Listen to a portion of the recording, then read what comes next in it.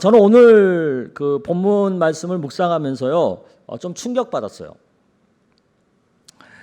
사람이 엄청난 위기를 만나도 하나님을 의지하지 않는구나. 그러니까 아예 하나님 모르는 사람이 그렇다면 이해를 하겠는데, 하나님을 아는 사람이, 하나님을 믿는다고 하는 사람이 어떻게 그런 엄청난 문제 앞에서도 하나님을 의지하지 않을 수가 있지? 그게 저는 좀 충격이더라고요. 오늘 본문에 나오는 아하스, 유대의 왕이 이 아하스가 바로 그런 사람인 거예요. 지금 자기가 다스리는, 자기가 왕으로 있는 나라 유다가 전쟁의 큰 위기 가운데 빠진 거거든요. 아람과 북이스라엘이 하나가 돼가지고 주변 나라들과 또 동맹을 막 맺어가지고 당시에 가장 강대국인 아수르의 위협으로부터 이제 대비하겠다고 지금 그런 막 흐름이 있는데, 그리고 대부분 나라들은 반아수르 동맹에 가담을 했는데 유독 이 아하스만은, 이 유다만은 이것을 거부하는 거예요. 오히려 아수르 편에 자기는 쓰는 거예요. 그래서 막대한 뇌물을 갖다 바치고 조공을 갖다 바치면서 아수르의 원조를 요청하는 거죠. 이에 대해서 아람과 북이스라엘과 연합한 연합국들이 화가 나는 거죠. 아니, 좀 주변에 같이 살면 또 같이 하면 좋잖아요. 근데 지만 어떻게 잘 살겠다고 유독 저렇게 딴짓을 하는 이 아하스가 못마땅한 거죠. 그래서 괘씸하다 해가지고 이 연합군이 이 유다에 쳐들어오는 거예요. 쳐들어오려고 하는 거예요. 그 지금 곧 전쟁이 일어날 상황인 거죠. 이때 하나님께서는 이사야 선지자를 이 아하스에게 보내서 하나님의 뜻을 전하죠. 그 첫 번째가 뭐예요? 두려워하지 말라. 아람과 북이스라엘의 그 연합군대를 두려워하지 말라. 하나님께서 이들을 멸망시킬 거다. 그러면서 하나님이 함께 하시니까 너는 하나님을 의지한다는 네 믿음을 보여라. 그 믿음을 보이는 차원에서 하나님 앞에 징조를 구해라. 그렇게 얘기를 해요. 그게 11절 말씀이에요. 오늘 본문 11절. 한번 읽어볼까요? 시작. 너는 내 하나님 여호와께 한 징조를 구하되 깊은 데에서든지 높은 데에서든지 구하라. 그러면 여러분 같으면 징조를 구하겠어요? 안 구하겠어요? 마스크를 써가지고 안 들려. 채팅창에 올리세요. 구할 것인가 안 구할 것인지. 여러분 같으면. 저 같으면 구할 것 같은데 이 아하스는 의외로 그 이사야 선지자의 그 얘기를 거절해요. 그 12절 말씀이에요. 그 거절을 어떻게 하는가 보세요. 시작. 아하스가 이르되 나는 구하지 아니하겠나이다. 나는 여호와를 시험하지 아니하겠나이다. 여호와를 시험하지 않겠다는 말을 하면서 아하스가 거절하거든요. 근데 이 말이 굉장히 신앙적인 것 같아요. 마치 우리 그런 거 있잖아요. 하나님이 나 다 아시고 내가 하나님 다 사랑하는데 굳이 내가 뭐 일일이 구해요. 하나님이 다 알아서 주실 것인데 막 그런 것처럼 이 아하스도 굉장히 지가 믿음 있는 것처럼 하면서 거절을 해요. 그 거절의 내용이 그거잖아요. 시험하지 않겠다는 거. 이게 사실은 신명기 6장 16절에 나오는 말씀이거든요. 여러분 한번 읽어볼까요? 시작. 너희가 마사에서 시험한 것 같이 너희의 하나님 여호와를 시험하지 말고. 그러니까 여호와 하나님을 시험하지 말라고 했으니까 나는 그 말씀에 의지해서 나는 하나님 시험하는 그런 징조 같은 것은 안 구할 거예요. 이렇게 얘기를 하는 거거든요. 근데 사실은 이건 그게 아니에요. 자신의 불신앙을 포장한 거예요. 왜 그래요? 하나님께서 이미 징조를 주시겠다고 하신 거잖아요. 그것을 구하라고 하는 것은 하나님을 시험한다는 뜻이 아니잖아요. 하나님을 의지한다는 믿음을 보이라는 거지. 그런데 이 아하스는 아주 믿음 있는 척 성경을 인용해 가지고 갖다 붙이면서 자신의 그 불신앙을 포장하고 있는 거예요. 이런 심리는요, 믿음을 가장한 불신앙에서 나오는 인간의 완고함이에요. 쉽게 말하면 그는 하나님을 못 의지하겠다. 나는 믿음이 부족해서 하나님을 의지하기 힘들어요. 이게 아니라 나는 하나님 안 의지할 거예요. 이거예요. 그의 마음속에는 이미 자신이 생각하고 있는 것이 있다는 거죠. 그게 뭐예요? 당시 중동의 실질적인 패권을 쥐고 있는 강대국 이 아수르의 도움을 구하고 그에게 원조를 받는 것이 지금 현실적으로 더 합당한 거라는 생각인 거죠. 지금 현실적으로 당장 아람과 북이스라엘의 연합군을 상대하려면 이 강대국 아수르의 도움밖에 없다는 거죠. 그러니까 하나님 의지하는 것은 그건 너무 그 추상적인 거고 현실적인 것은 이 아수르 붙드는 거야. 이 생각이 지금 이 아하스야 때 분명한 거죠. 우리도 그러지 않아요? 굳이 기도할 필요가 없다고 생각할 때 왜 그래요? 내 생각이 이미 있는 거잖아요. 내가 그래도 믿고 의지할 뭐 든든한 백이 있는 거잖아요. 뭐 잘 아는 어떤 힘 있는 사람이 있다거나 아니면 충분히 해결할 만한 돈을 내가 갖고 있다든가 또 내 이 병을 능히 치료할 만한 그런 의사를 내가 찾았다거나 아니면 뭐 스스로 해결할 어떤 충분한 실력과 능력을 내가 갖고 있다고 확신하거나 그러니까 기도 안 하는 거잖아요. 제가 오늘 본문에서 충격을 받은 이유는요. 아하스 왕이 이방 국가의 왕이 아니잖아요. 하나님의 백성이라고 자부하는 나름 하나님을 믿는다고 하는 그런 유다의 왕이잖아요.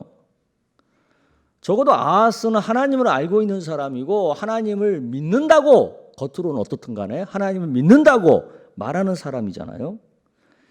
그런데 그런 그가 하나님을 의지하는 것을 그냥 완강하게 거부하고 있는 거예요. 노골적으로 자기는 하나님보다 아수를 더 의지할 거라고 공개적으로 표명하고 있는 거예요. 여러분 충격 아니에요? 그런데 사실은 우리도 이런 아하스와 같은 면이 많다는 거죠. 하나님보다 다른 것을 더 의지하기 때문에 기도하지 않는 모습이 우리에게 있잖아요. 말로는 위기다, 어렵다 하면서도 정작 하나님의 도움은 구하지 않고 있잖아요. 왜? 아직 현실적으로 자기는 피부로 안 와닿는 거야.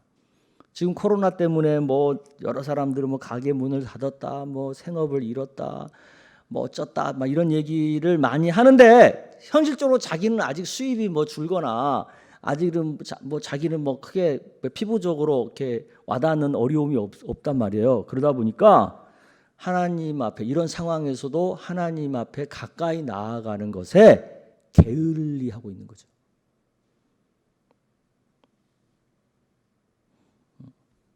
하나님보다 아수르를 더 의지하겠다는 아하스, 그 아하스에게 이사야 선지자가 와서 얘기를 하죠. 무슨 얘기를 해요? 13절. 여러분 한번 읽어볼까요? 시작. 이사야가 이르되 다윗의 집이여 원하건대 들을지어다. 너희가 사람을 괴롭히고서 그것을 작은 일로 여겨 또 나의 하나님을 괴롭히려 하느냐. 이 얘기는 뭐예요? 하나님 앞에서 되게 경건한 척은 하는데 실질적으로는 하나님의 은혜를 거절하고 있는 아하스의 그 불신앙을 책망하고 있는 거예요. 아하스, 그런 너의 불신앙 때문에 지금 유다 백성들이 고통당하고 있잖아. 또 하나님도 지금 마음이 괴로워하고 계시잖아. 이 책망은 오늘날 우리에게는 어떻게 들려야 돼요? 너의 그 게으른 신앙 때문에, 너의 그 불신앙 때문에 이 땅에 많은 가난한 사람들이, 어려운 사람들이 고통당하고 있잖아. 교회가 힘을 잃어가고 있잖아. 이 책망으로 들어야죠. 그런데 유다를 책망하는 이사야 선지자의 마음, 그것 막 화가 나고 분노가 나고 막 성질이 나서 하는 게 아니고요. 안타까운 마음으로, 안타깝기 그지없는 마음으로 하고 있는 얘기예요. 여기서 나오는 원하건대라는 이 말은 히브리어에서 간청할 때 쓰는 단어거든요. 제발 내 말 좀 들어 할 때 쓰는 표현이에요. 그러니까 지금 이사야 선지자는 아하스에게 막 화가 나서 말한다기보다는 제발 왕이시여 내 말 좀 들으세요. 내 말을 당신 들어야 돼요. 이런 어떤 간절함으로 하나님의 뜻을 지금 전하고 있는 거거든요. 저도 요즘 코로나 이후에 이렇게 설교할 때마다 또 우리 풍성교회 목양톡을 이렇게 한자 쓸 때마다 정말 이 이사야 선지자 같은 마음으로 하거든요. 정말 안타깝고 이 상황 가운데 한 영혼이라도 다치거나 어려움이 생기지 않기를 기도하는 마음으로 정말 간절하게 설교하고 간절하게 목양톡을 쓰거든요. 하지만 그런 제 마음과는 달리 이런 위기 상황 가운데서도 여전히 신앙생활에 안이한 그런 성도들을 보게 되면, 또 느끼게 되면 정말 제 마음은요 타들어가요. 야, 이러면 안 되는데, 지금은 괜찮은 것 같아도 절대 괜찮은 게 아닌데, 이런 안타까움이 있어서 정말 속이 타들어간다고요. 아하스는 그래도요 끝끝내 하나님의 마음을 헤아리지 못하죠. 여전히 해바라기처럼 아수르만을 바라봐요. 그러면 정말 아수르가 유다를 지켜줬을까요? 이사야 선지자가 예언을 하잖아요. 장차 아수르가 유다를 지켜주기는커녕 오히려 배신하고 유다에게 더 큰 위협이 될 것이다. 그게 오늘 본문 17절에서 20절까지 나오는 얘기예요. 한번 읽어볼까요? 한 절씩. 여호와께서 에브라임이 유다를 떠날 때부터 당하여 보지 못한 날을 너와 내 백성과 내 아버지 집에 임하게 하시리니 곧 아수르 왕이 오는 날이니라. 그날에는 여호와께서 애굽 하수에서 먼 곳에 파리와 아수르 땅에 벌을 부르시리니 다 와서 거친 골짜기와 바위 틈과 가시나무 울타리와 모든 초장에 앉으리라. 그날에는 주께서 하수 저쪽에서 세내어 온 삭도 곧 아수르 왕으로 내 백성의 머리털과 발털을 미실 것이요 수염도 깎으시리라. 네. 이 예언은 이 이사야가 한 이 예언은요 아하스의 아들 히스기야 때 현실로 나타나죠. 그대로 되죠. 아수르의 사네립이 대군을 이끌고 와서 유다를 침공하죠. 그때 유다는 무려 46개의 성읍을 잃어버려요. 그리고 수도 예루살렘도 함락 직전까지 가요. 예언대로 된 거예요.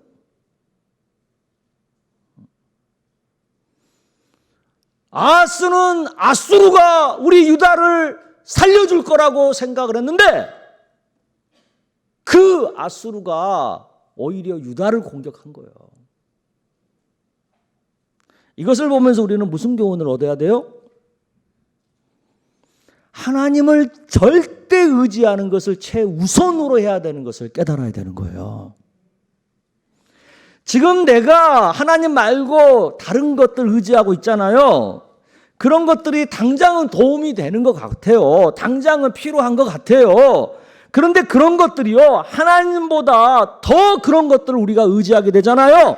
그러면 그것들이 나중에 돌변해가지고 나한테 화가 된다는 거예요. 화가. 이걸 깨달아야 되는 거예요. 그래서 이사야는 아하스에게 하나님을 의지해야 된다는 것을 다시 한번 강조하면서 한 징조에 대한 예언을 하죠. 그게 14절 얘기예요. 14절 읽어보겠습니다. 시작. 그러므로 주께서 친히 징조를 너희에게 주실 것이라. 보라, 처녀가 잉태하여 아들을 낳을 것이요 그의 이름을 임마누엘이라 하리라. 아멘. 여기서 이 임마누엘이라고 하는 말의 뜻은 하나님이 우리와 함께 하신다. God be with us. 하나님이 우리와 함께 하신다. 즉 임마누엘이라 말할 때 이걸 좀 한단하게 분석을 해보면 임이라고 하는 그 말은요 함께라는 뜻이에요. 그 다음에 마누 이것은 우리라는 뜻이고, 그리고 이는 하나님이라는 뜻이에요. 이게 다 합쳐져 가지고 하나님이 우리와 함께 하신다라는 뜻이 되는 거예요. 근데 여러분, 우리가 하나님을 의지한다는 말과 이 임마누엘은 상통하는 말이에요. 즉 모든 일에 모든 시간에 하나님이 우리와 함께하는 삶을 사는 것, 그것이 곧 하나님을 의지하는 삶을 사는 것이 되는 거예요. 아멘. 그런데 우리 현실은 어때요? 임마누엘 대신 우리는 임마누돈을 하죠. 그래서 돈에 매달려 살아. 돈에 매달려. 또 임마누 욕심을 하죠. 그래서 끝없이 욕심을 부리면서 살아요. 또 임마누엘을 해야 되는데 자꾸 우리는 뭘 해요? 임마누 사탄을 하죠. 그래서 사탄이 좋아하는 것들에 빠져서 살아요. 아하스 왕은 임마누엘 하지 못하고 뭘 한 거예요? 임마누 아수르를 한 거죠. 그래서 하나님보다 아수르를 더 의지하는 그런 왕이 된 거죠.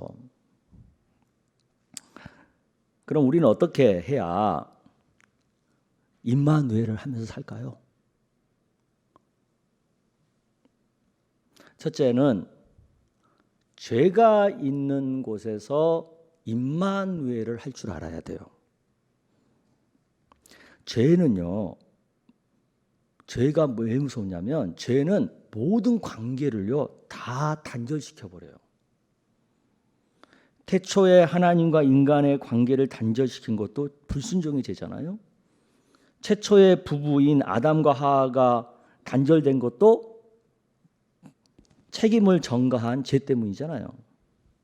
또 최초의 형제인 가인과 아벨이 단절된 것도 시기심이라고 하는 죄 때문이잖아요. 이처럼 죄는요 모든 관계를 다 단절시켜 버려요. 그래서 죄는 인간과 모든 행복, 인간과 모든 명예, 인간과 모든 재물, 인간과 모든 성공, 인간과 모든 관계를 철저하게 다 파괴해 버려요. 죄는. 그러면 이 죄를 해결해야 되잖아. 그죠? 이 죄를 해결하는 게 뭐냐? 바로 임마누엘이에요. 임마누엘은 이런 모든 죄를 사하고 죄로부터 우리를 구원하고 이 죄로부터 단절된 것들을 다시 화목시키고 화해시키기 위해서 인간의 몸을 입고 예수님이 이 땅에 오신 거잖아요. 임마누엘로. 할렐루야. 마태복음 1장 21절이 바로 그 말씀이거든요. 읽어보겠습니다. 시작. 아들을 낳으리니 이름을 예수라 하라. 이는 그가 자기 백성을 그들의 죄에서 구원할 자이심이라. 아멘. 그러니까 예수님이 죄에서 우리를 구원할 자로 성육신 하심으로 우리에게 임마누엘 오셨잖아요. 그러면 우리는 죄를 지을 때마다 또 죄인들을 상대할 때마다 어떻게 해야 돼요? 예수님, 우리의 죄를 해결해 주신 그 예수님, 그 예수님의 십자가, 그걸 믿고 그걸 붙들어야 되는 거죠. 예수님 십자가 붙들고 내가 지은 죄를 회개하는 거죠. 예수님 십자가 붙들고 남이 지은 죄를 용서하는 거죠. 그런데 우리는 어때요? 나의 죄에 대해서는 감추고 핑계하고 변명하기 바빠요. 또 남의 죄에 대해서는 그 죄를 자꾸 들추고 비난하고 그 죄를 정죄하는 것에 우리는 혈안되어 있어요. 요즘 우리 대한민국 사회가 어때요? 막 저마다 다 내로남불이잖아. 어? 내로남불. 내가 하는 것은 로맨스, 남이 하는 것은 불륜. 내가 할 때는 아무 죄가 아니야. 근데 남이 한 건 다 죽일 죄야. 이게 지금 우리 대한민국 사회의 현상이에요. 또 요즘 보세요. 완전 진영 논리에 갇혀갖고 그냥 막 극렬하게 목소리를 내잖아요. 자기 진영에 유리하면 다 뭣도 다 선이야. 근데 자기 진영에 반대면 전부 다 그건 나쁜 거야. 이게 지금 우리 사회예요. 이건 뭐예요? 그만큼 우리 사회가 이 도덕적으로, 사회적으로, 또 윤리적으로 지금 퇴보하고 있고 퇴락하고 있다는 뜻이에요. 굉장히 지금 심각하고 안타까운 거죠. 세상 사람들은 이렇게 산다 할지라도 우리 예수 믿는 사람들은 그들과는 좀 다르게 살아야 되지 않겠어요? 죄가 범해질 때마다 내 자신의 죄에 대해서는 빨리 회개하고 타인의 죄에 대해서는 또 용서할 줄 아는 이런 임마누엘의 삶을 우리가 살아야 되지 않겠어요? 적어도 예수 믿는 사람들은. 저는 우리 풍성의 성도님들만큼은 꼭 그렇게 살 수 있기를 축복합니다.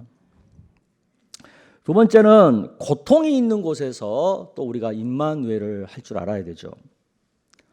이 임마누엘에 대한 징조를 이사야가 그 말하는 예언하는 그 배경이 뭡니까? 13절에 보면 괴로움, 고통이 배경이에요. 13절 여러분 읽어볼까요?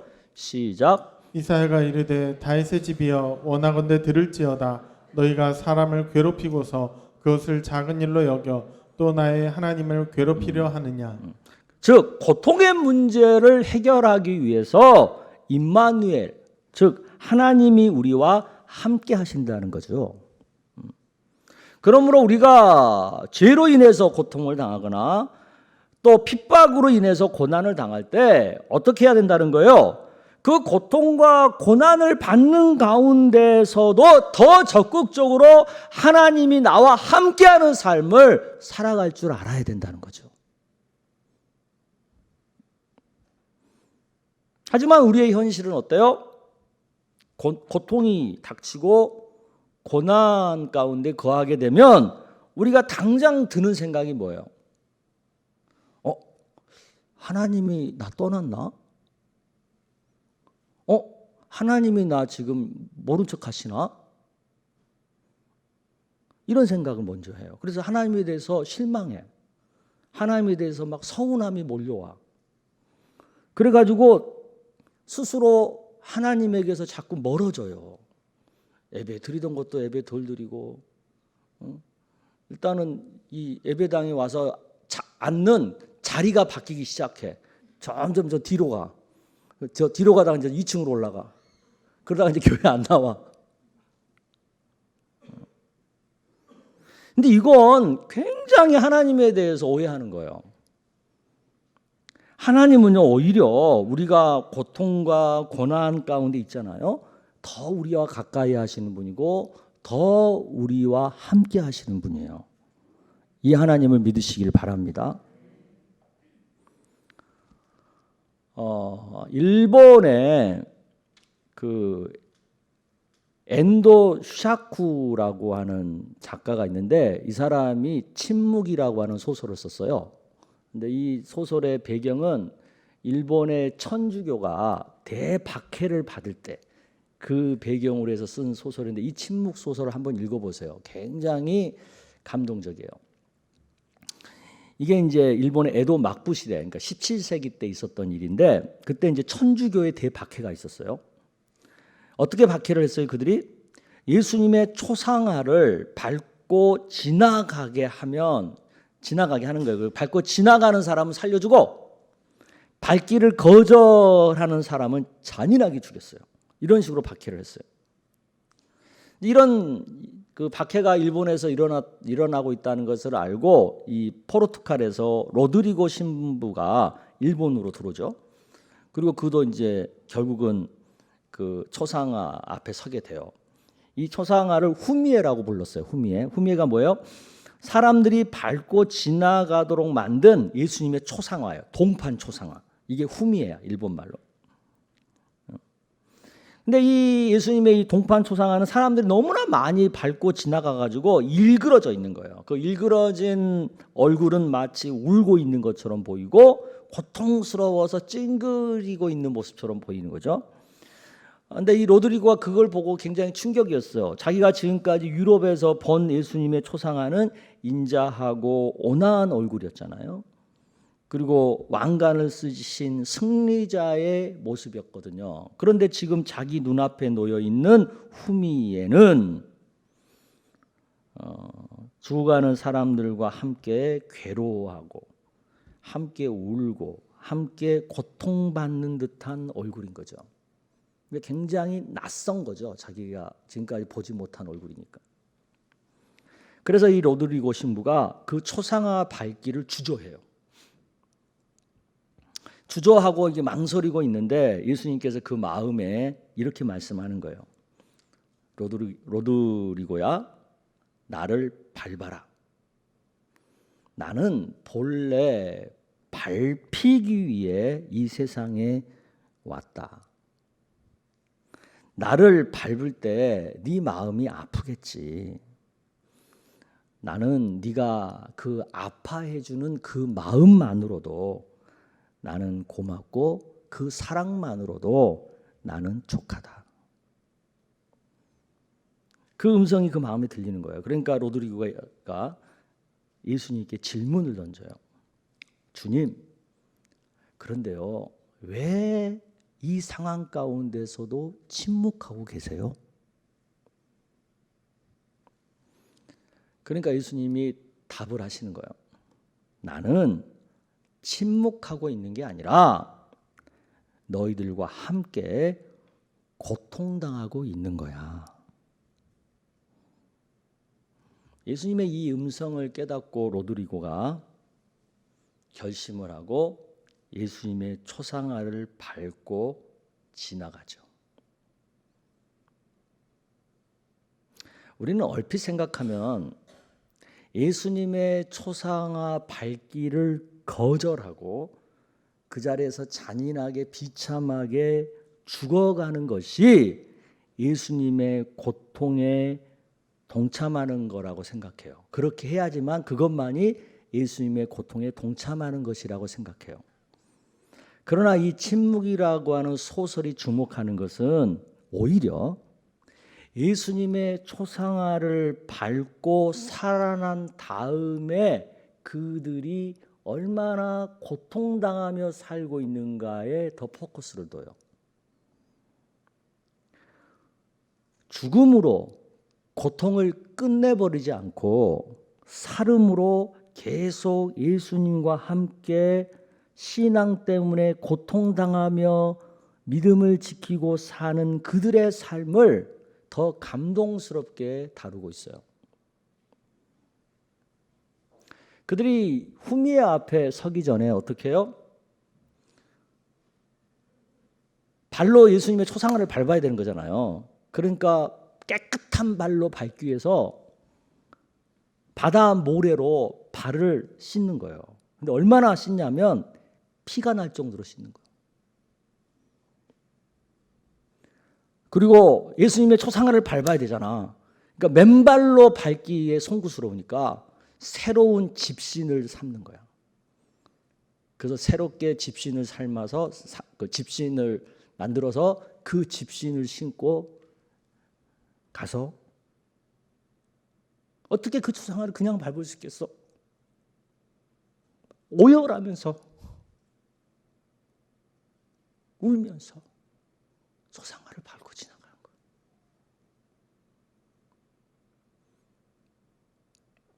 그리고 집에 돌아가서 잘 수가 없는 거죠. 그러니까 초상화를 밟은 사람들이 밤에 산속에 모여들어요. 관리들의 눈을 피해서 깊은 산 속에 모여서 밤마다 그 초상화를 밟은 그 자신들의 그 죄책감을 회개하는 거예요. 회개하는 거예요. 눈물로 회개하는 거예요. 그런 식으로 그들은 회개하고 삶 속에서 자신들의 믿음을 지키고 밖에 속에서 믿음을 지키고 그러면서 자신의 믿음을 지킬 뿐만 아니라 그렇게 살아나서 그 믿음을 계속해서 전수해 주므로 일본의 천주교를 지켜낸 거죠.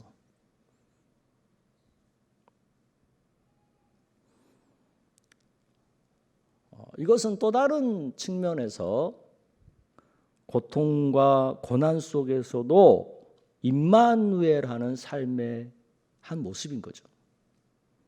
그냥 발길을 거절하고 죽는 것만 고통에 동참하는 것이 아니라 이렇게 사는 것도 고통에 동참하는 모습이라는 거죠. 우리를 또 고난을 당하고 고통을 당할 때 정말 믿음을 지키기 위해서 그래도 믿음으로 살기 위해서 포기하지 않고 힘들다고 스스로 자살하지 말고 끝까지 내 믿음, 내 가정의 믿음, 그리고 우리 공동체의 믿음, 우리 한국교회의 믿음을 지켜내는 그런 삶을 살아야 될 줄로 믿습니다. 세 번째는 일상에서 임마누엘 하는 거죠. 15절 말씀을 여러분 읽어볼까요? 시작. 그가 악을 버리며 선을 택할 줄 알 때가 되면 엉긴 젖과 꿀을 먹을 것이라. 엉긴 젖, 이거 치즈를 말하죠. 엉긴 젖과 꿀을 먹는 그런 일상적인 삶 가운데서도 임마누엘을 해야 된다는 것을 말씀하는 거예요. 먹고 입고 사고 팔고 일하고 쉬는 것과 같은 지극히 일상적인 삶 속에서 악을 버리고 선을 선택하며 사는 것, 그게 바로 임마누엘의 삶이라는 것을 말씀하는 거죠. 일상에서 우리가 어떻게 임마누엘 할 수 있어요? 매사에 질문을 던져야 되는 거죠. 예수님이라면 어떻게 하실까? 이걸 먼저 생각하는 거죠. 이 생각을 먼저 떠올릴 때 우리는 악을 버리게 돼요. 지난 주간에 요란했잖아요. 한 여성이 박원순 시장에게서 성추행 당했다고 고소를 했어요. 그리고 나서 그 다음 날 박원순 시장은 자살을 했죠. 또 그 사건 앞에 뭐 조문을 해야 된다, 조문을 하지 말아야 된다. 또 그 여성에 대해서 뭐 너무했다, 아니면 2차 피해다, 막 요란했잖아요. 그때 우리는 어떤 질문을 해야 돼요? 예수님이라면 조문을 했을까? 예수님이라면 그 여자를 어떻게 대했을까? 그 질문을 제일 먼저 떠올려야 되죠. 그리고 두 번째 질문이 있죠. 성경이 범사에 감사하라고 했으니까 이 상황 가운데서도 감사를 할 것을 생각해야 되는 거죠. 감사할 것을 찾을 때 우리는 선을 선택할 수 있어요. 성추행, 박 시장의 자살, 굉장히 불행하고 굉장히 안타까운 일이죠. 근데 그 일 속에서 감사거리를 찾아야 돼요. 왜? 성경은 범사에 감사라고 했으니까. 어떻게 굳이 우리가 감사거리를 찾아야만 한다면 어떤 감사를 찾을 수 있을까요? 이게 쉽게 되나요? 금방 쉽게 판단이 되세요? 결코 쉬운 일이 아니에요. 우리가 성경에서 어떻게 얘기하는가를 찾아봐야 되고 이 문제를 성경을 찾았다 할지라도 그것이 내 마음에 정말 이해가 되고 납득이 되고 믿어지기까지 우리는 또 기도를 해야 해. 그게 절대 쉬운 과정이 아니에요. 한순간에 결정될 수 있는 그런 쉬운 문제가 아니에요. 순간적인 감정으로 쉽게 말하고 쉽게 행동할 수 있는 것들이 아니란 말이에요.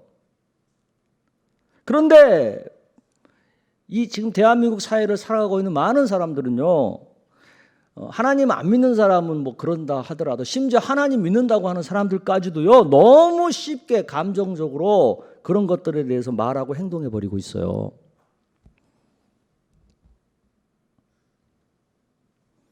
마음에 질문을 던져야죠. 예수 믿는 사람들은 예수님이라면 어떻게 하실까? 이 중에서도 내가 감사할 수 있을 게 뭘까?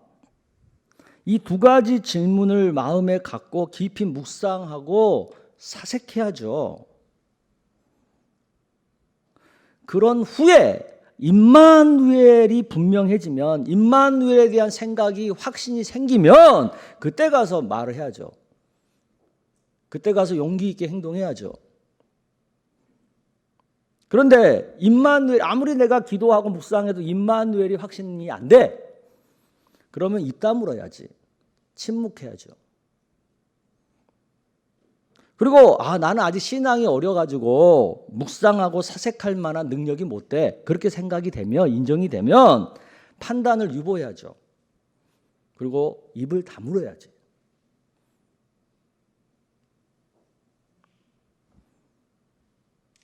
바로 이런 것들이 일상에서 우리 그리스도인들이 악을 버리고 선을 선택하는 임마누엘의 삶이라는 것을 여러분 믿으시기를 바랍니다. 이렇게 우리가 일상에서 적극적으로 임마누엘을 살아갈 때 우리는 악을 버릴 수가 있고 선을 선택하며 살아갈 수가 있고, 그런 걸 통해서 이 세상 속에서도, 죄가 가득한 이 세상 속에서도, 고통이 가득한 이 세상 속에서도 일상에서 하나님의 나라를 살아갈 수가 있는 것입니다. 저는 우리 풍성의 성도님들이 이렇게 살 수 있기를 주의 이름으로 축복합니다. 제발 세상 사람들과 똑같이 살지 말고,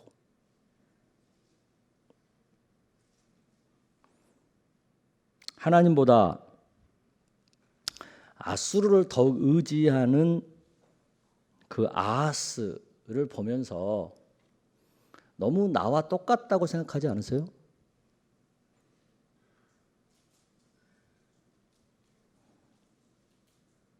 죄 앞에서 변명하고 있고, 내 죄 앞에서 변명하기 바쁘고 감추기 바쁘고, 또 남의 죄에 대해서는 그렇게 핏대 세워서 정죄해야 되는 내가 보이지 않으세요?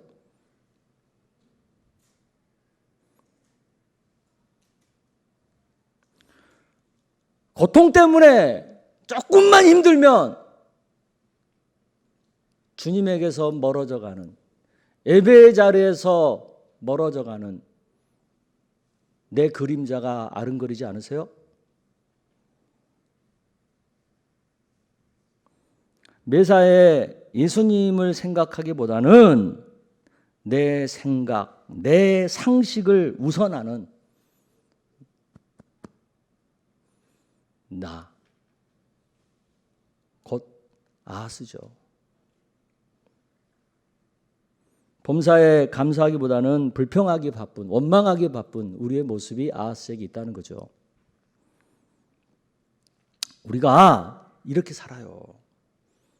교회 다니면서도, 예수 믿는다고 하면서도 우리가 이런 불신앙과 이런 죄 가운데 살고 있어요. 나도 그렇고 여러분도 그렇고. 그래서 예수님이 성육신의 몸을 입고 임마누엘로 우리 가운데 오신 거예요. 아멘. 예수님이 임마누엘로 이 땅에 오셨기 때문에 이제 우리는 임마누엘로 예수님 의지하고 살아갈 수 있게 된 거예요. 어떤 죄 앞에서도, 어떤 고통 속에서도, 어떤 문제가 끊임없이 일어나는 일상 속에서도 임마누엘이라는 삶을 살게 된 거예요. 이 은혜가 이미 우리에게 와 있어요. 그런데도 우리는 자꾸 이걸 놓치고 세상 사람들과 똑같이 살고 있으니까 안타까운 거지. 바라기는 이미 받은 이 임마누엘의 은혜, 이미 받은 이 임마누엘의 복을 우리들이 좀 적극적으로 누리면서 살았으면 좋겠어요. 그래서 이 세상에서도 하나님의 나라를 경험하고 느끼고 누리며 사는 우리 풍성의 성도님들이 다 되시기를 주의 이름으로 축원합니다.